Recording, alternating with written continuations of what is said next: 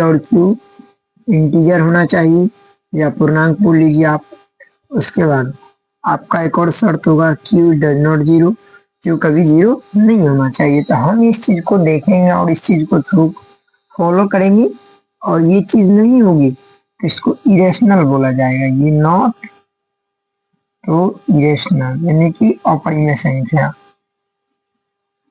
ये हो जाएगी। चलिए ये नहीं होगी तब, ये आपको हम परिमेय संख्या के लिए बतला रहे हैं। यदि ये है यस या और yes is the rational number. चलिए इस बात को आप समझ गए होंगे। तो रेशनल और इरेशनल, रेशनल काइंडली होता है परिमेय संख्या और इरेशनल का मतलब होता है अपरिमेय, यानी कि परिमेय और अपरिमेय को पहचानने का इसमें हम नियम बतला दिया आपको कि क्या क्या आना चाहिए।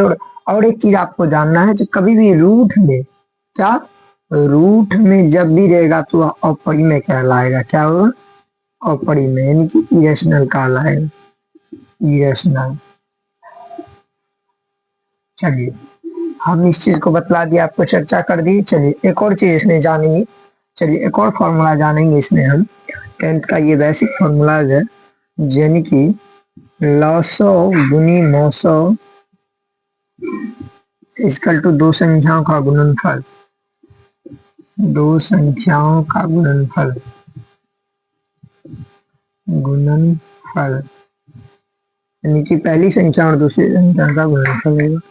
चलिए और एक चीज जानेंगे आज, लॉसो और मोसो, यानी कि लॉसो निकालना है तो आप लॉसो के लिए जिसको अंग्रेजी में एलसीएम बोलते हैं, तो दो संख्याओं का गुणनफल क्या होगा? पहली संख्या को फर्स्ट लिख लेते हैं।